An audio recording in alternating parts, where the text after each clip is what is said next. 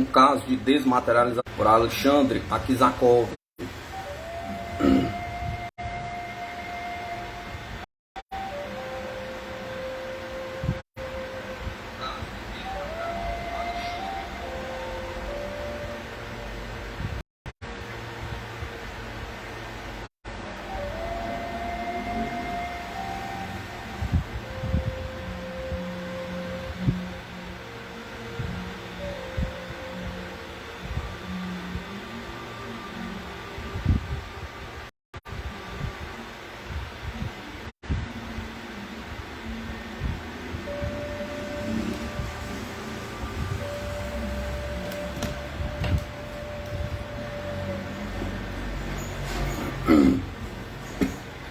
Descrição da sessão realizada pela senhorita da Esperança a 11 de dezembro de 1893 em Helsingfors, na Finlândia, onde o fenômeno da desmaterialização parcial do corpo da média é comprovado pela vista e pelo tato. A senhora da Esperança teve a bondade, depois de sua estada em Helsingfors, em novembro de 1893,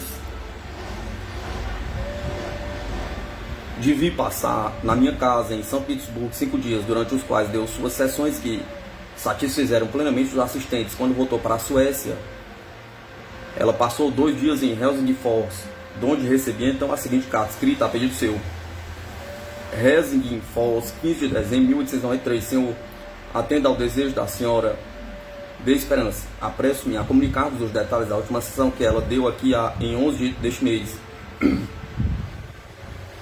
A sessão realizou-se na casa do engenheiro Sr. Sellingin, estando tudo disposto quase do mesmo modo que nas sessões precedentes, apenas com a diferença de haver um pouco mais de claridade. Observei o seguinte: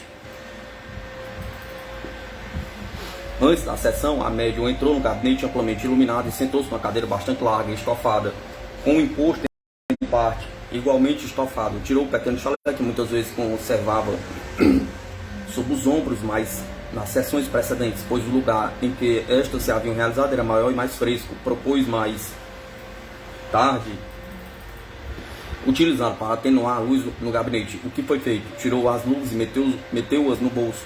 Antes de principiarem as manifestações, nada retirou das algibeiras, nem mesmo o lenço.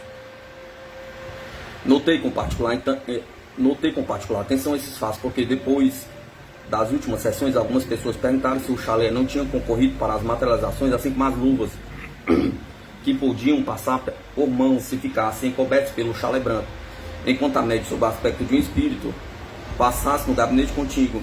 Ao ligeiro movimento que a médium fez, metendo as luvas no bolso, havia uma espécie de ruído de chaves ou moeda do dito bolso. Resolvi acautelar-me com o espírito e observar se no decorrer da sessão esse ruído se repetia, pois alguém do círculo acabava de ensinar que a médium podia muito bem enganar-nos. Pareceu-me impossível que ela pudesse mexer-se sem ocasionar o mesmo ruído. No decurso da sessão, porém, não ouvi o menor barulho desse gênero. Antes de começada a sessão, observei ainda que a médium cruzava as mãos no lado posterior da cabeça, que com um movimento de lassidão estendia-se um pouco na cadeira, apoiando a nuca sobre as mãos. Esse movimento, observado enquanto havia bastante claridade no gabinete, era muitíssimo natural e fez-me conjecturar que ela havia passado mal a noite no trem que a havia transportado de São Petersburgo. Durante a sessão, a sessão começa num círculo composto de 15 pessoas. Eu era a terceira ao lado direito da média. O meu lugar era muitíssimo vantajoso. Tinha a média diante de mim, no ângulo de 45 graus, e a parte superior do seu corpo desenhava-se distintamente em meio perfil na cortina branca que pendia uma das janelas do gabinete. Eu estava tão próximo da médica que até podia vê-la distintamente na sua toalhete clara, com as mãos e os pés estendidos um pouco para fora e cruzados. Podia, pois, um pouco inclinada para frente, ouvir e ver o menor dos seus movimentos. Não esperamos muito tempo. Uma mão e um antebraço estenderam-se para fora do gabinete, isto é, saíram de dentro do bioma, atrás do qual havia um recanto onde ficava a médium. Sobre o fundo branco do cortinado da janela, eu podia perfeitamente estudar todos os seus movimentos. E o dos seus dedos, o punho era fino e a mão parecia ser de uma mulher.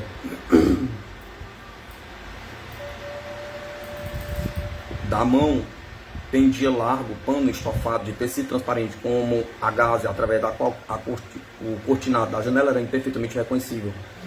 O estofo parecia mais incorporado do que o da janela. Por várias vezes a mão estendeu-se, apertou as das pessoas vizinhas. Após isso, retirou-se. Pouco depois surgiu do mesmo lado uma aparição luminosa que estendeu a mão às pessoas que estavam mais próximas. Um membro do nosso círculo, o Sr. Selling, entregou à aparição uma tesoura e pediu-lhe que cortasse um pedaço do seu véu. A aparição tomou-a e levou-a para a cabine onde estava a médium. Alguns minutos mais tarde voltou e entregou a tesoura ao Sr. Selling. Este exprimiu o seu pesar de não ter recebido o pedaço que pedira do véu e solicitou permissão para cortá-lo por si mesmo. Foi-lhe concedido. Ouviu distintamente o ranger da tesoura cortando o pano, e um momento depois o Sr. Selling disse-nos: "Ei-lo aqui." Enquanto os fenômenos se produziam, eu distinguia claramente a médium em suas mãos. Uma vez inclinou-se ela para adiante e voltou a cabeça na direção do fantasma, como que para vê-lo também. Um fenômeno luminoso produziu-se na tapeçaria dentro do biome. Disse-ia ser uma figura colocada atrás da cadeira da médium. Esta exalou um longo suspiro, como se lhe escapasse alguma coisa durante a sessão. O suspiro denotava uma sensação penosa. Depois pronunciou estas palavras: "Alguém me tocou por trás, eu o senti perfeitamente." O fenômeno acabou. Uma pessoa do nosso círculo pediu à médium que tomasse papel e lápis para o caso de os espíritos quererem comunicar-nos alguma coisa relativamente aos preparativos a fazer ou a algo desse gênero. A médium não estava muito disposta a isso. "Talvez que valha a pena perturbá-los para escrever", disse. Entretanto, esperemos. Tornou-se a fazer o pedido e passaram-se-lhe um lápis e papel. Ela tomou-o dizendo: "Pois bem, vejamos o que vem." Distingui nesse momento muito nitidamente a médium segurando o papel com uma das mãos e cruzando a outra por cima. Do meu lado, na fenda lateral da cabina, uma mão, um antebraço e uma parte do braço mostraram-se. Aqueles que, estando sentados muito perto, puderam apertar essa mão. Quanto a mim, contentei-me com agarrar e apalpar um pedaço do longo véu pendente. Parecia um pouco úmido, de tecido fino. A mão pareceu-me maior do que aquelas que eu havia visto até então. Pouco depois, pela mesma abertura da cortina, apareceu-me uma grande forma luminosa. Parecia querer sair da cabine do gabinete em que estava a médium. Deu um passo para adiante, mas retirou-se logo. Imediatamente vimos um braço saindo do gabinete. Estava muito alto, na mesma fenda lateral, e abaixou-se lentamente na direção das mãos da médium. No momento de tocá-la, agarrou-lhe das mãos com um movimento rápido, como um relâmpago, o lápis e o papel, levando-os para dentro do gabinete. Ouviu-se distintamente um ruído, como se estivesse partindo o papel em dois pedaços. Após o que a mão saiu, ainda estendeu os dois pedaços de papel ao capitão Topless, que os deu à médium. Esta segurava o papel entre as mãos. O lápis não lhe havia sido restituído. Quando o braço luminoso abaixou-se novamente, porém com uma lentidão extraordinária, arrancou de novo bruscamente o papel das mãos da médium, a fim de levá-lo para o gabinete. Ouviu-se logo o ruído produzido por um lápis escrevendo rapidamente. E um instante depois, a mão estendeu o papel fora do gabinete. A pessoa mais próxima, o Sr. Toplins, tomou e ia de novo dar à médium, quando a mão, o braço e uma parte do corpo tornaram-se então visíveis. Com um movimento decidido, impediu de assim fazer, empurrando-se para o Sr. Toplins com um gesto significativo, apoiando-lhe contra o peito. Compreendemos então que as palavras escritas eram destinadas ao Sr. Toplins. Após a sessão, fomos todos lê-los e achamos escrito o seguinte: "Eu te ajudarei."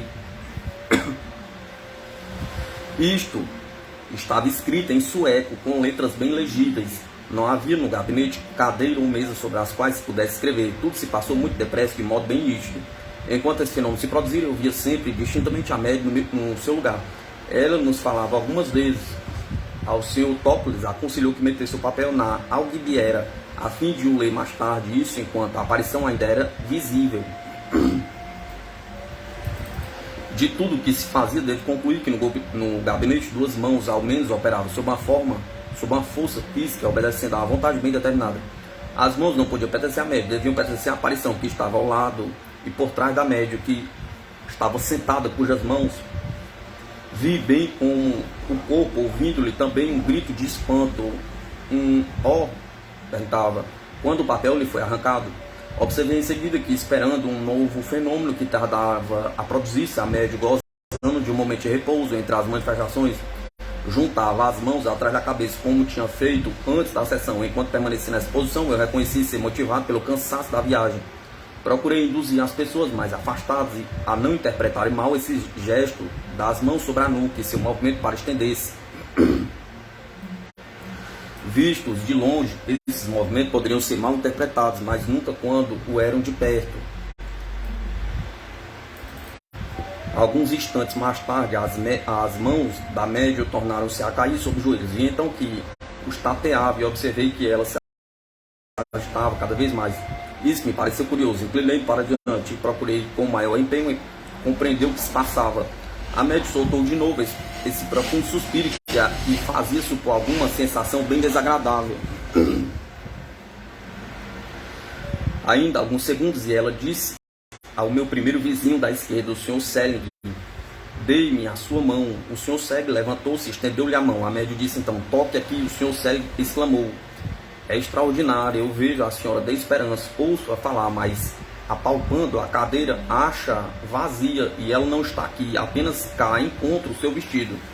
O tateamento parecia produzir uma viva dor na médium. Ela, entretanto, convidou ainda várias pessoas irem apalpar a cadeira. Tomou as mãos do Sr. Toplins nas suas e passou-as sobre a parte superior do seu corpo, até que subitamente tocasse o assento da cadeira. Este exprimiu-se por diversas vezes o seu espanto e assombro por meio de vivas exclamações. A médium permitiu que 5 pessoas verificassem o fenômeno e de cada uma de suas vezes parecia sentir uma grande dor. Pediu de beber 2 vezes, pelo menos, e de cada uma delas bebia com uma impaciência febril, estava visivelmente angustiada, e enquanto esperava água, contorcia-se nervosamente. Sobre o fundo branco da cortina da janela eu via distinto nitidamente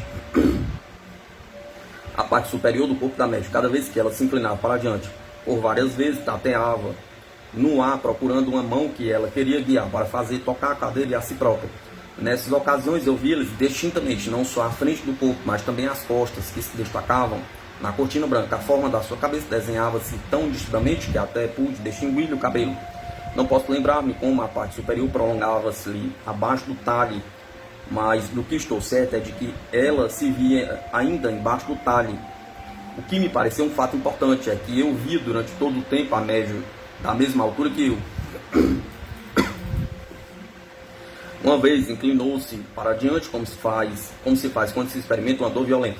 A parte superior de seu corpo tomou então a atitude de quem, estando sentado, cruza as mãos sobre os joelhos, inclina-se acentuadamente para diante. Nesse momento ela se achava diante do encosto da cadeira. Não poderia achar-se detrás. O encosto ter-lhe-ia impedido de tomar a posição que eu indiquei. As saias conservavam estendidas, como tinham sido durante a sessão, e se adegalçavam até os pés. Parecia-me que se tornavam mais fofas à medida que eram apalpadas pelos assistentes. Alguém do círculo propôs que se terminasse a sessão, visto que já se esgotavam as forças da médium. Mas esta se opôs e pediu-lhe para continuar a sessão, até que suas pernas lhe fossem restituídas. Continuamos, pois eu tinha sempre o olhar atento para a parte inferior do corpo da médium, a fim de observar bem a reposição das pernas. Sem que se produzisse o menor movimento nos seus vestidos, ouvi a médium dizer: assim vai bem. Alguns instantes mais tarde ela disse vivamente: ei-las aqui. Quanto às dobras do seu vestido, eu as vi, por assim dizer, encheram-se, e sem que soubesse como as pontas dos pés apareceram cruzados, como haviam sido antes do fenômeno. Durante a produção deste, a atenção de todos estavam presos à médium. A conversação tinha sido interrompida tanto com a Senhora da Esperança como com os membros do círculo. Quase estes se agitavam, mudando de lugar, caminhavam pelo quarto, etc. Depois de cessado o fenômeno, o bioma atrás do qual se achava a médium foi mudado de lugar. Ela então puxou a sua cadeira para diante, temendo que o bioma lhe caísse por cima, enquanto permanecia assim, sentada longe do bioma. Eu via distintamente suas mãos e seus pés. O bioma novamente mudou várias vezes de lugar.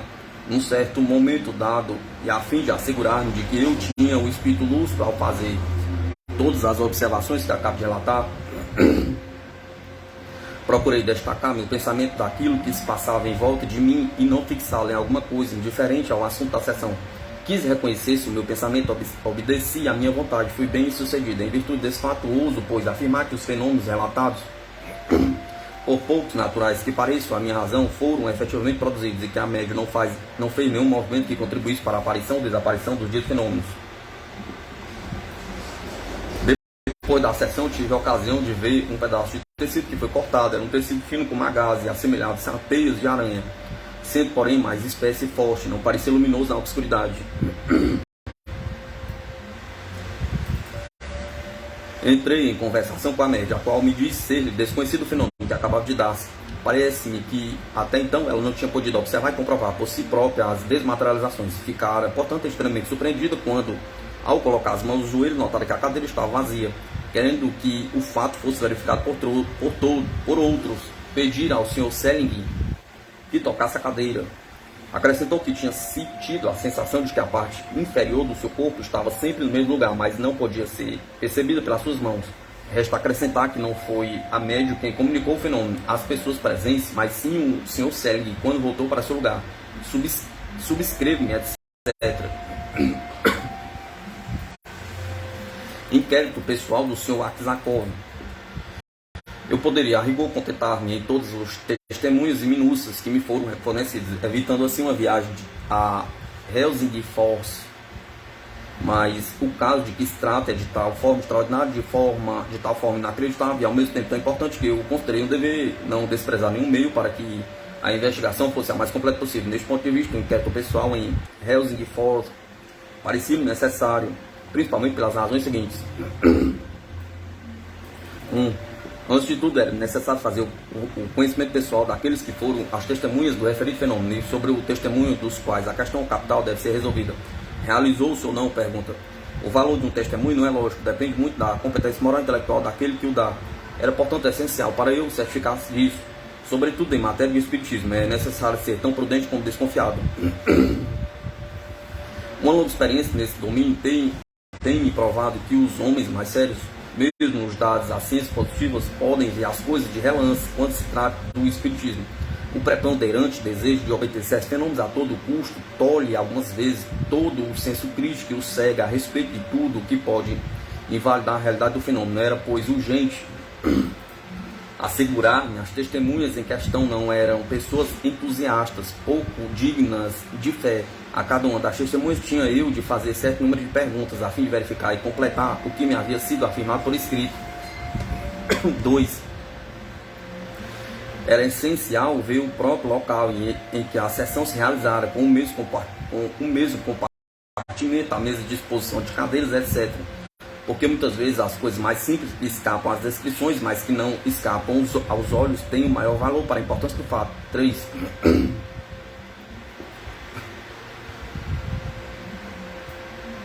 A fim de fazer uma ideia perfeitamente justa dos principais momentos dessa sessão memorável, eu tive a intenção, uma vez no local, de repeti-la, reconstituí-la tanto quanto possível, com o auxílio das principais testemunhas. O Sr. Selgin, em casa da qual se efetuou a sessão, prometeu-me sua assistência para esse fim. A senhorita Rigelt teve a gentileza de prometer-me fazer o papel da médium durante a sessão simulada, com um vestido igual ao da médium. Prevalecendo-me dessa amável proposta, pedi-lhe que encomendasse a minha custa, bem entendido, um vestido do mesmo feitio, porque neste caso o feitio do vestido exerce um papel bem significativo, como veremos. 4. Enfim, era para mim de grande importância fazer uma ideia exata da quantidade de luz que havia nessa sessão e do modo porque a claridade se produzia. Sabemos quanto às duas janelas do quarto, que a cortina branca de uma delas estava corrida, enquanto a outra se achava erguida. Convinha, pois, tomar em consideração a espécie, a quantidade de luz que podia provir de fora. A menor porção de luar poderia modificar muito a questão da claridade, mas, segundo as informações colhidas, a sessão efetuou-se quando não havia luar. Eu devia, pois, fazer a minha viagem quando a lua se achasse nessa fase. Foi o que fiz, indo a Helsingfors em 18 de fevereiro de 1894.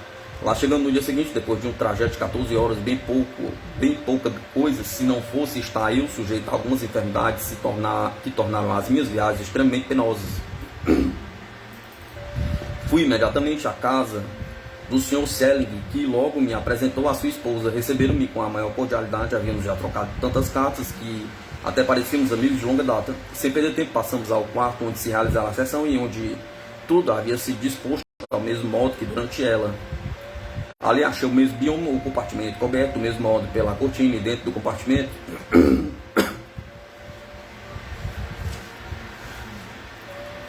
Dentro do compartimento assim formado, a cadeira na qual a senhora da Esperança se tinha sentado durante a sessão. Dos dois lados foram dispostas em seus lugares respectivos todas as cadeiras que haviam sido ocupadas pelos membros do círculo. A primeira coisa que me chamou a atenção foi a exiguidade do local onde as 15 cadeiras dos assistentes dificilmente se encontravam lugar e, sobretudo, a ausência do espaço entre a média e os seus mais próximos vizinhos. Os joelhos e os pés deviam preencher tudo que estava livre nesse espaço. Eis uma circunstância de grande valor, porque afasta logo à primeira vista toda a possibilidade de fraude. Antes de tudo, a senhorita Helget procedeu à transformação de sua toalhete com um vestido branco à moda principesca que ela fizera confeccionar a pedido meu. Assim que se vestiu, iniciou-me nos segredos dessa toalhete, fez-me compreender porque a explicação dada pelo general Sederholm carecia de fundamento. Isso porque, colocando-se atrás da cadeira, não se poderia cobri-lo com o vestido para fazer crer que a média estava sempre no seu lugar. O fato é que o vestido não se desabotoa nem por diante nem por detrás. É preciso ser enfiado por cima, abrindo-se daí até a cintura somente. Além disso, esse vestido precisaria de um forro completo de algodão, ao qual fosse cozido, porque, a não ser assim, o tecido extremamente fino não existia. Eis o que torna impossível todas as supostas fraudes, eis também como as explicações inventadas arbitrariamente, sem investigação exata do fato, desvirtuam algo que nos parece inverossímil.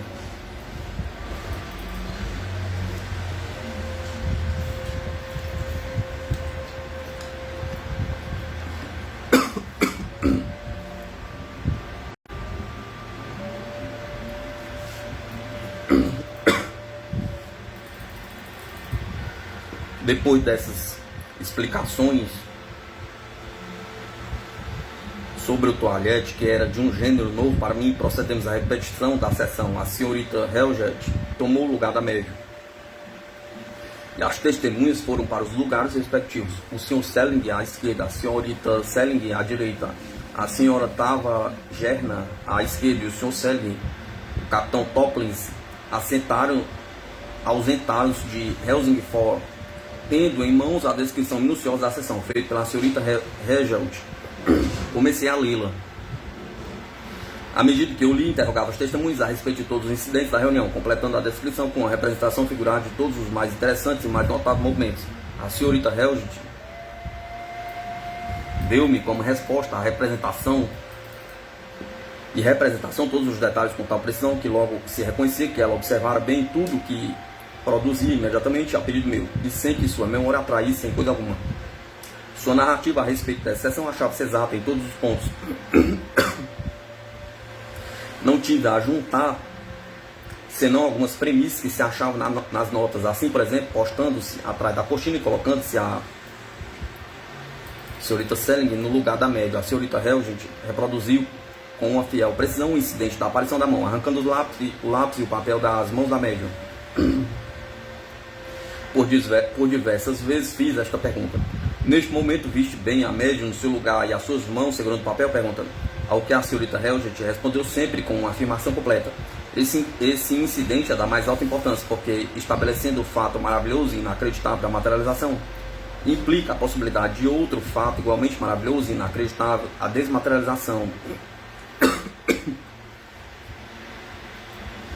Quando chegamos a este último incidente, a senhorita Helget tomou o lugar que ela realmente ocupava na sessão e mostrou-me como, levada por viva curiosidade, se aproximara neste momento da média, da qual se separava apenas umas 10 polegadas, sobretudo, quando se inclinou para vê-la de mais perto.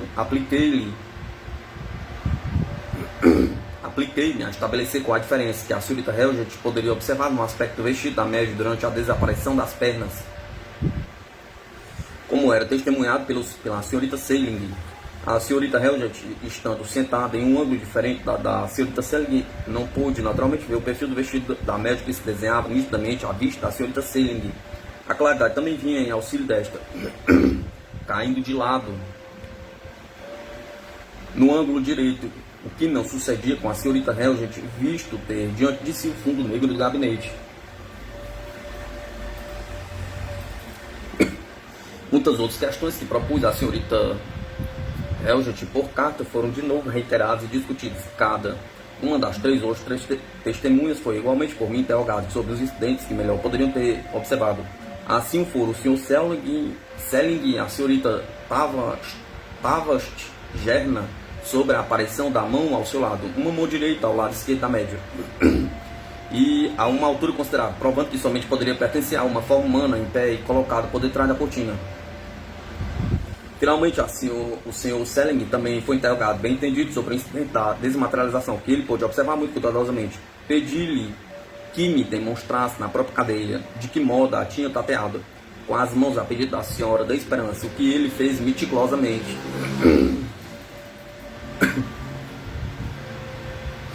Uma coisa falta a vossos testemunhos, disse eu ao Sr. Selling, por que não vos certificastes, pondo a mão atrás da cadeira, de que a médio ali não se achava? Pergunta. Essa ideia não me podia ocorrer, respondeu o Sr. Selling, pois por que iria eu procurar a Senhora da Esperança atrás da cadeira quando eu havia diante de mim, sentada na dita cadeira? Pergunta. Não deveis esquecer de que nessa ocasião dei por uma vez de beber a senhorita da Esperança, conforme a seu pedido, permitindo isso que me assegurasse com maior certeza ainda de que ela estava no seu lugar. A isso nada pude replicar. A senhorita Selling, por sua vez, também foi por mim cuidadosamente questionada sobre as minudências do seu importante testemunho, as quais ela confirmou em todos os pontos, e principalmente sobre o seguinte: que o vestido da média saia, depois de ter pendido verticalmente sobre a cadeira, havia retomado pouco a pouco as dimensões e os contornos que deviam corresponder à reaparição das pernas e dos joelhos.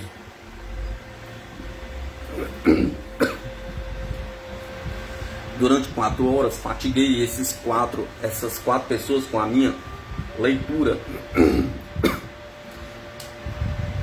minhas questões e réplicas, e adquiri uma convicção profunda de que tudo se havia passado exatamente como me fora atestado por escrito.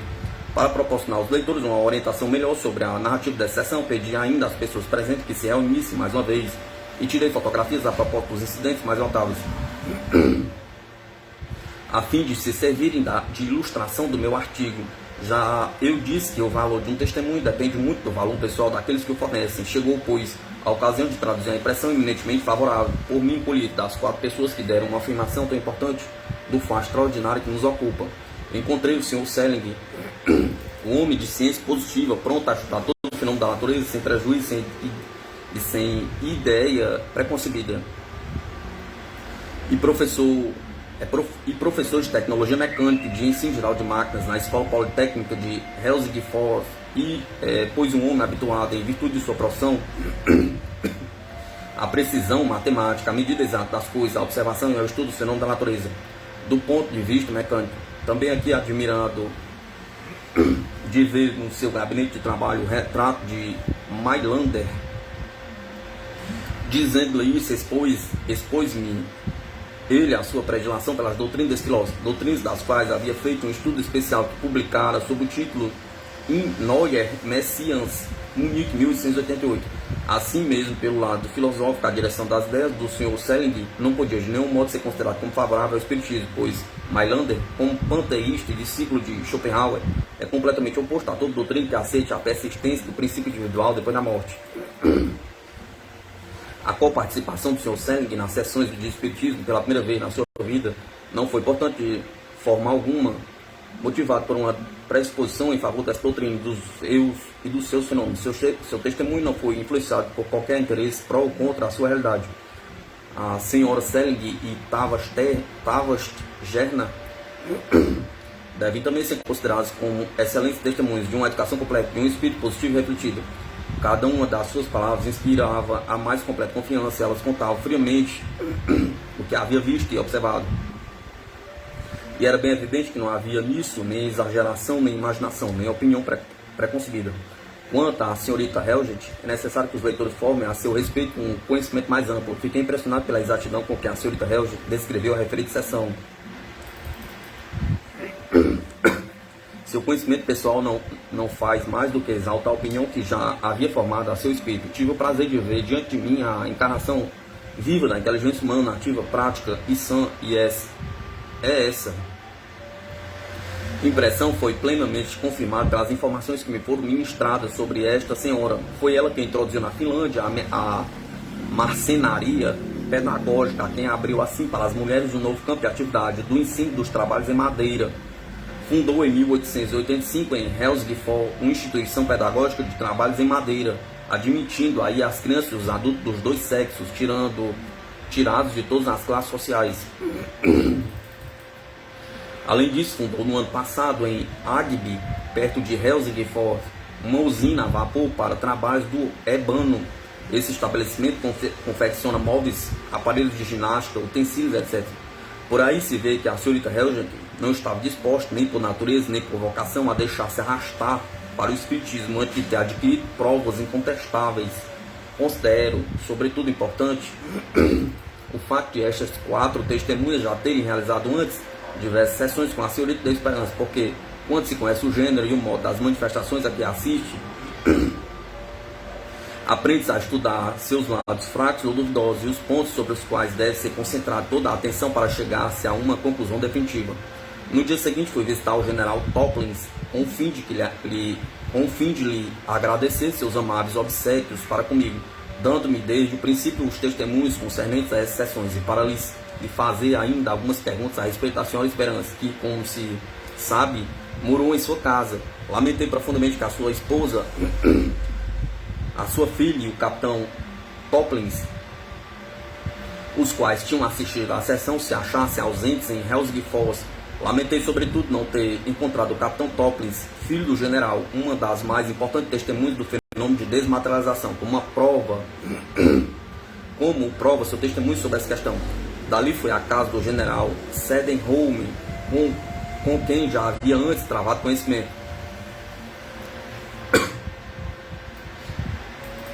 Há alguns anos ele se tinha dignado a fazer-me uma visita, levado pela admiração que lhe inspiraram as obras de A.J. Davis e pelo desejo de me agradecer o tê-los feito aparecer em língua alemã. O que há de notável no caso presente é que a senhorita da Esperança foi a Helsingfors depois dos seus pedidos incessantes e repetidos. O general foi em pessoa a Gotemburgo para induzi-la a ir, mas a perspectiva de dar sessões no meio de pessoas desconhecidas, muito diferentes e muito pouco versadas no espiritismo, não contribuía para que ela se decidisse. Além disso, essa ausência de Gotemburgo, que devia tomar-lhe pelo menos um mês, o de outubro ou novembro, importava em sério prejuízo para os negócios da casa comercial que lhe estava confiada. A senhorita da Esperança não podia decidir-se a aceitar esse convite quando um acontecimento fê-la mudar de parecer. Ela escreveu-me então o que se segue em 26 de agosto de 1895. Tivemos a satisfação há pouco tempo de receber a visita do general Sedenholm. Ele se nos tornou simpático a todos e tivemos grande prazer com a sua visita, pequena, embora como o foi. Desejava ele algumas sessões, mas estas não puderam realizar-se então, pois ninguém se achava em casa. E eu não me sentia bem. Enviou-nos alguns livros para ele. Enviou-nos alguns livros por ele, publicados sobre um assunto espiritualista, que estavam escritos em sueco. Foi para nós uma grande surpresa saber que se tinha aprofundado tanto neste mister. Fiquei pesarosa e confusa por lhe haver recusado o meu concurso, a fim de que ele pudesse fazer mais amplas investigações quando aqui esteve. Sinto isso bastante e tratarei de remediá-lo quando me for possível. Um pouco mais tarde, em 27 de setembro, a senhora da Esperança escreveu-me: a época da minha visita a Helsingfors ainda não está fixada e me é muito difícil deixar de lá ir, pois sinto que não tenho o direito de desprezar uma ocasião favorável de agir em benefício da causa. Não sei quanto tempo permanecerei ainda aqui, mas sentirei realmente se, podendo lá estar, não o fizesse. Finalmente, a 11 de outubro, escrevi há 1 ou 2 dias ao senhor Sedenholm para lhe dizer que tinha sentido muito o fato de lhe haver recusado o meu concurso quando ele aqui esteve, mas que estava agora à sua disposição. Minha consciência já não me deixava em repouso. Foi assim que sucedeu e a senhora da Esperança a Helsingfors, sendo ela por isso recompensada com um artigo intitulado Insultante e Injurioso que o general Cedar Holmes publicou no jornal de Helsingfors, da maior circulação, onde ele dava claramente a entender que a Senhora da Esperança em pessoa quem fazia o papel dos espíritos. O amor da verdade cegou o general de um modo tal que ele esqueceu os mais elementares noções da cortesia e atirou ao rosto de uma senhora da mais alta distinção essa pesada injúria com o seu nome impresso em todos os jornais, sem levar em consideração o fato de que a Senhora da Esperança não faz profissão da sua mediunidade e que se foi a Helsingfors deve-se isso exclusivamente ao fato de haver sido solicitado pelo general, a fim de prestar-se a sessões particulares diante de algumas pessoas que se interessavam pelo assunto. O que é verdade é que o Sr. Selden Holmes esperava uma coisa muito diferente dessas sessões, entusiasmado provavelmente pelas notícias chegadas da Suécia sobre as maravilhosas sessões que a Senhorita da Esperança acabava de dar em Cristiania Oslo atualmente.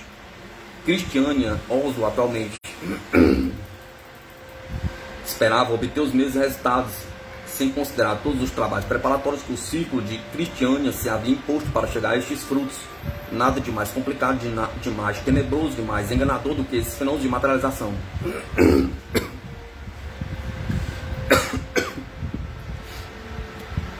Só uma longa observação em condições excepcionais força nós a admitir a sua realidade, mas a existência dos fatos está ainda longe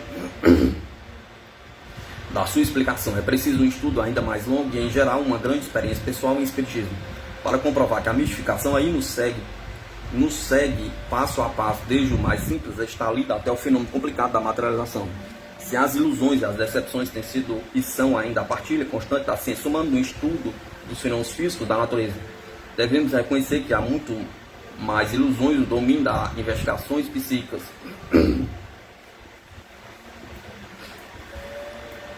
Durante séculos tem-se acreditado no levantar e no pôr do sol, mas há quanto tempo se compreendeu isso? Pergunta. A mesma coisa se sucede em espiritismo. Vemos esses fenômenos há meio século e sem dúvida serão observados ainda por muitos séculos, mas quando serão compreendidos? Pergunta. Os espíritos experimentadores, quanto mais o são, tornam-se cada vez mais reservados quanto à teoria, principalmente quanto à doutrina do espiritismo. Mas os neófitos, os simples de coração, os deserdados da sorte, as vítimas das atribulações, dos sofrimentos que ele nos traz, acolhem-nos de braços abertos. Estavam igualmente, neste caso particular, as necessidades do coração que levaram o general Cedar Holmes a essas sessões. Ele procurava uma consolação, mas não queria ocupar-se com uma pesquisa sobre o próprio fenômeno. O ilustre general esperava ver aparecer sua filha recentemente morta, quando, em vez dela, apenas apareceu o duplo, o corpo astral ou perispírito condensado do médium, com o nome da menina. As comunicações escritas, coisa tão comum, tão cotidiana no espiritismo, estão cheias de personificações análogas, mas ele não julgou necessário desmascarar como enganadores os médios que as haviam escrito. Uma mistificação escrita ou uma falsa aparência incomoda-nos menos do que uma mistificação sob a forma humana. Parece que o general não estava de modo algum a par do que tem sido observado, publicado pelos espíritos sobre a filosofia das materializações que, o mais das vezes, representa o duplo do médium. A forma materializada pode ter a mesma aparência que o médium, e isso não constitui uma prova de fraude por parte deste. O general ignorava isso, movido por um sentimento desculpável, mas também por uma indignação imperdoável. Do ponto de vista de uma pesquisa séria e prudente, apressou-se a lançar artigo que atacava a honra da Senhorita da Esperança. Esse artigo citou em Helsingfors o mais vivo protesto daqueles que tiveram a ocasião de observar os fatos em completa contradição com as acusações do general. Mas o protesto localizou-se em Helsingfors, ao passo que a calúnia se espalhava sem réplica pelo mundo inteiro. Na minha entrevista com o general, tive a ocasião de convencer-me de sua incompetência sobre o assunto. Quando lhe expliquei em algumas palavras os fatos de materialização e quando lhe contei meu encontro com Kate King, isso lhe fez o efeito de uma revelação. E entretanto declarou ter lido na minha obra Animismo e Espiritismo. Dali foi a casa do general Galindo, que eu conhecia desde alguns anos. Foi meu companheiro de viagem para Gotemburgo em 1890. Também foram um interesse do coração uma necessidade de consolo e socorro, mas nas tristes provas da vida que o levaram ao espiritismo. Ele assistiu nessa época a alguma das minhas sessões com a senhorita da Esperança, mas não achou aí o que procurava.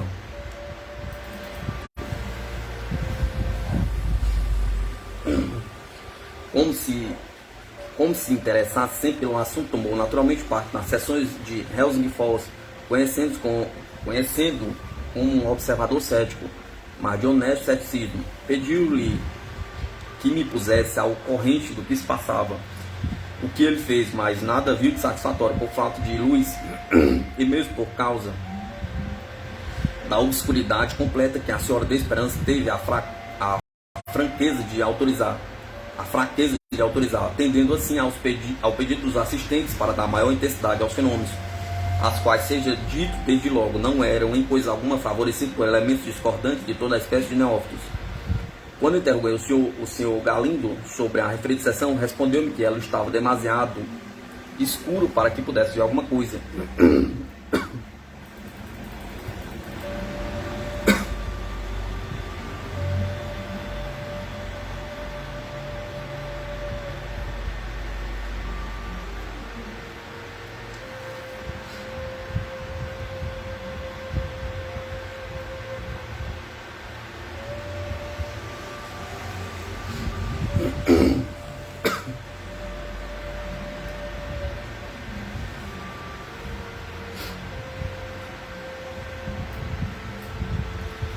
Como externasse também algumas dúvidas, pediu-lhe que me desse o seu testemunho por escrito, sem nenhuma reserva.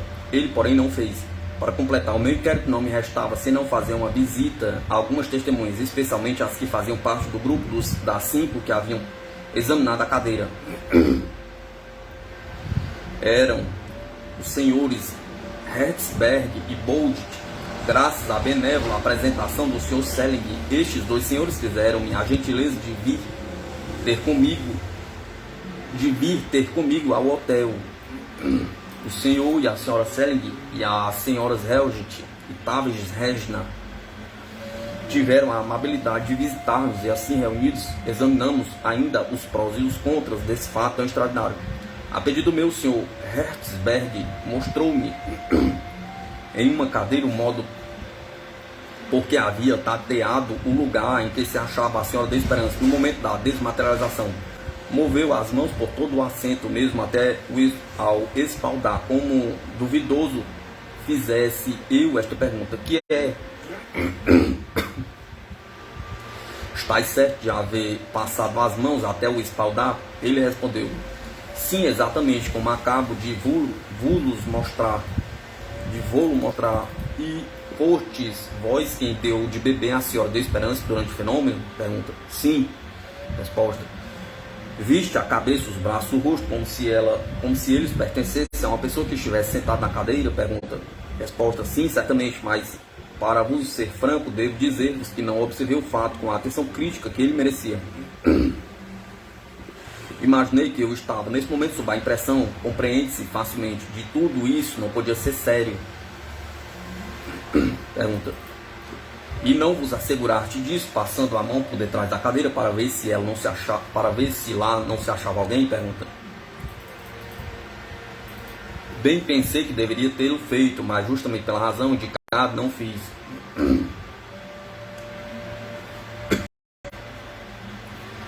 Numa longa entrevista que ainda tive com o Sr. Hertzberg, forneceu-me ele interessantes pormenores sobre as sessões da Senhorita da Esperança, às quais havia assistido. Diversos fenômenos eram tão extraordinários como positivos, pois havia conseguido verificar a simultaneidade das ocorrências da presença da médium. Outros lhe pareceram duvidosos. Por exemplo, quando ele conseguiu com a própria mão verificar a ausência do corpo da médium da cadeira onde esta deveria achar-se. Entretanto, aduziu que certas reflexões forçavam a concluir que isso podia não ser uma prova de fraude por parte da médium. O Sr. Boldat não pôde dar-me um testemunho certo, pois não tinha tateado a cadeira, senão apressado e parcialmente. Tudo que me pôde dizer foi que coisa alguma lhe parecia irregular, tanto quanto a posição da médium na cadeira. Não pude encontrar o Sr. Limbon, mas pedi ao Sr. Hertzberg que o apresentaram nessa sessão para induzi-lo a dar meu testemunho por escrito. No dia seguinte entrei em São Petersburgo muito contente com o resultado do meu inquérito, facilitando-me por ter podido, não bastante o meu estado mórbido, pô-lo em execução.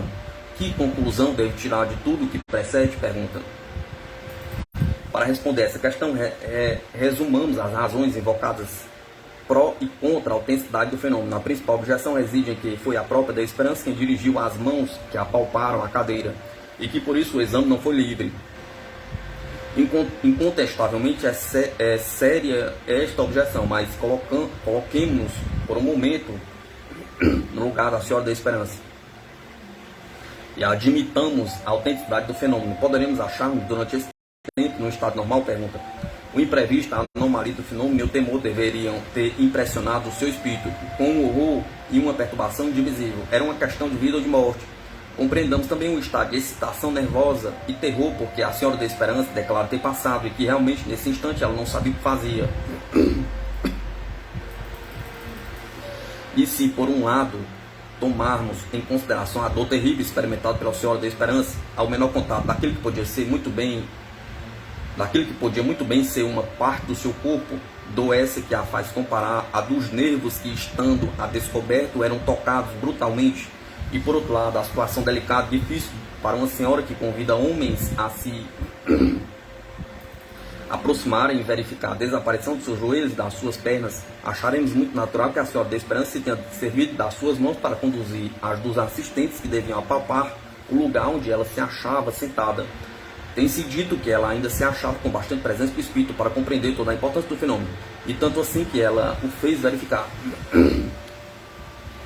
Esta objeção se destrói em face da afirmação cabal de suas testemunhas, os senhores Selling e Hertzberg, dizendo que, embora suas mãos estivessem seguras pela Senhora da Esperança, puderam examinar toda a superfície da cadeira, mesmo até o espaldar.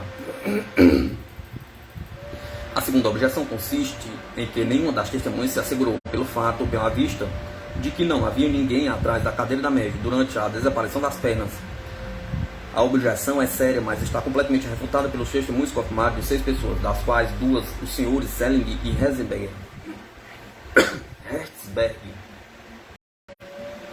afirmaram ter visto muito bem a Senhora da Esperança na cadeira enquanto procedia ao exame. E o capitão Tocles, assevera que não somente viu toda a parte superior do corpo da médium na cadeira, mas também que a tocou com as 2 mãos desde o encosto até embaixo, descendo dos 2 lados. O que se pode pretender de mais evidente? Pergunta. Temos ainda os testemunhos dos 3 observadores, a senhora Selling, Reget e Tava Gerna, que certificaram ter visto a médium durante toda a sessão na cadeira, especialmente durante a desmaterialização, que além disso observaram que o vestido pendia verticalmente na cadeira e que ele em seguida se tinha novamente enchido, sem que a médium se mexesse no lugar. Os testemunhos dos que nada disso viram não podem, portanto, em caso algum, deprimir o valor dos testemunhos tão certos e explícitos que o viram. A terceira objeção poderia ser que tal desaparição da metade de um corpo, vivendo onde tinham desaparecido por um quarto de hora, a carne, os ossos e os sangues, é uma impossibilidade, uma anomalia, um absurdo.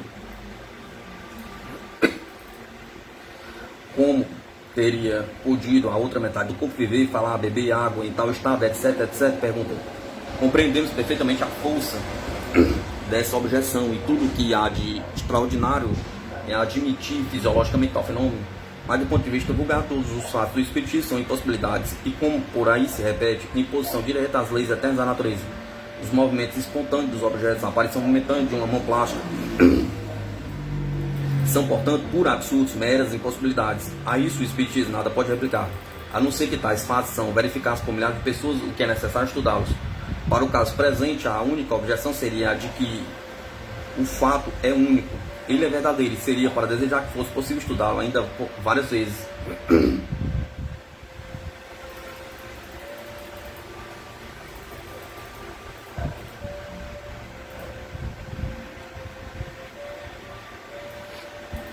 Depois dessas objeções, que considera suficientemente refutadas, é preciso que apresente ainda as reflexões seguintes a favor do fenômeno. Primeiro, Um ponto de grande importância, na minha opinião, é a concordância desse fenômeno com a teoria espírita comum sobre os fenômenos desse gênero e, em geral, com os fatos especiais e as hipóteses que já desenvolvi.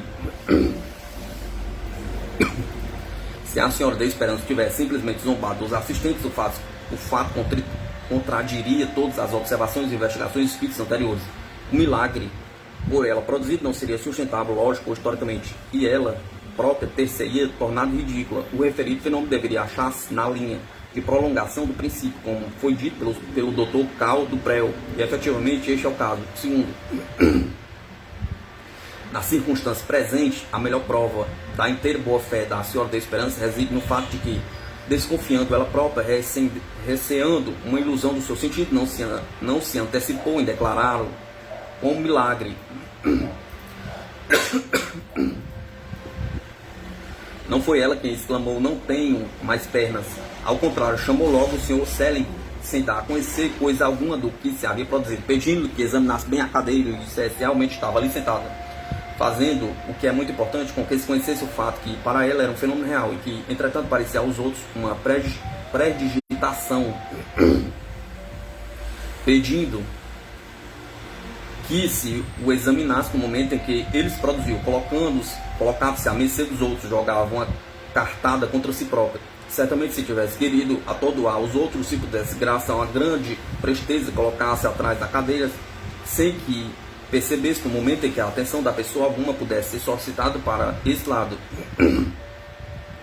Como declarou o Sr. Seldenholm, ela teria compreendido que depois de haver atraído para si a atenção de todos os assistentes, e especialmente das pessoas que lhe estavam mais próximas, seu regresso à cadeira, sem que a pessoa alguma observasse, seria uma impossibilidade.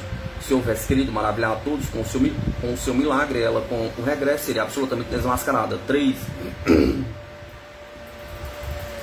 Meu inquérito quanto ao local foi, entre outras coisas, um testemunho bastante eloquente contra a execução de tal regresso à cadeira. Com efeito, os vizinhos da direita e da esquerda achavam-se tão próximos da médio que sua passagem para se colocar atrás da cadeira sem pisar os pés daqueles era materialmente possível. Além disso, a médio deveria levantar-se da cadeira para operar a mudança de posição a que me refiro. E as testemunhas são unânimes em afirmar que ela jamais deixou a posição que tomara desde o começo da sessão, o que teria sido facilmente notado, sobretudo pela proximidade, por causa do vestido branco que envergava. 4. Não posso deixar passar em silêncio uma observação pessoal, mas que é para mim de grande importância. Por mais extraordinário que isso pareça, é certo que a Senhora da Esperança nunca bebe água, nem durante nem depois das refeições. Só a bebe nas sessões de materialização. E muita, então, eu sabia, não só porque ela me avisara, mas também em virtude das minhas observações. Quando ela esteve morando em minha casa, muitas pessoas sabem que é necessário um morinde cheio de água para essas sessões. Sabem também que, precisamente quando a sessão é boa, quando as materializações se estão operando, a Senhora da Esperança bebe muito.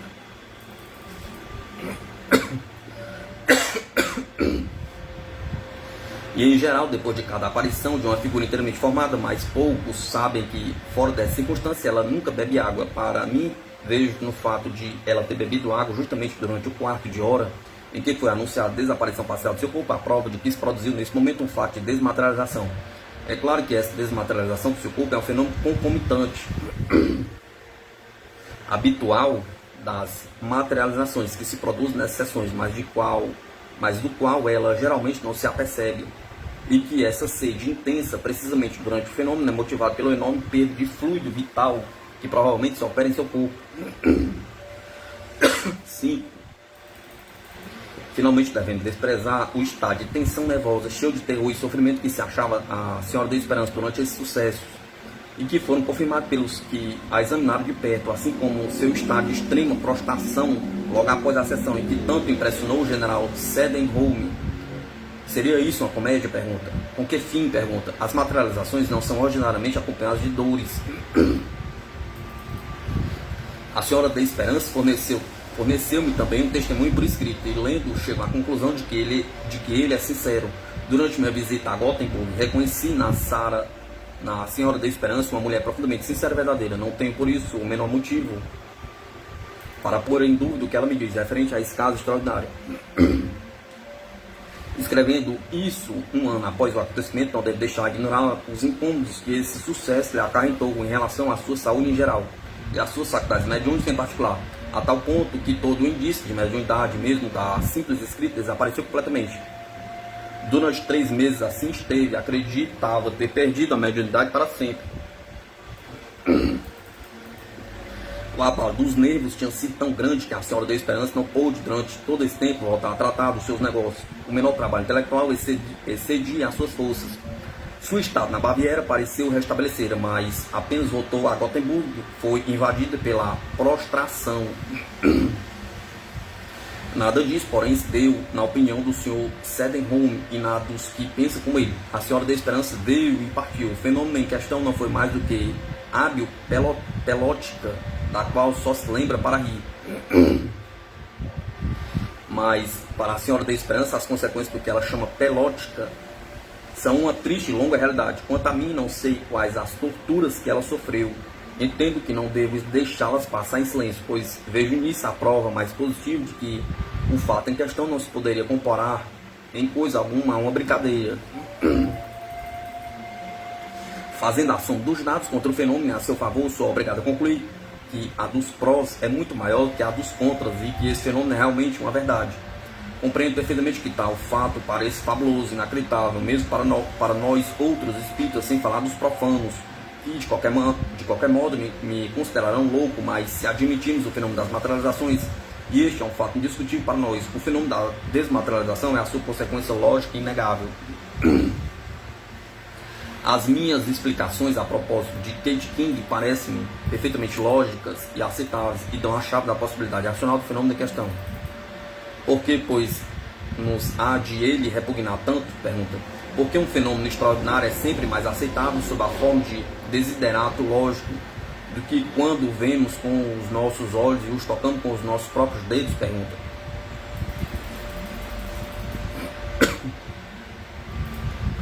Um caso de desmaterialização, Alexandre Aksakov,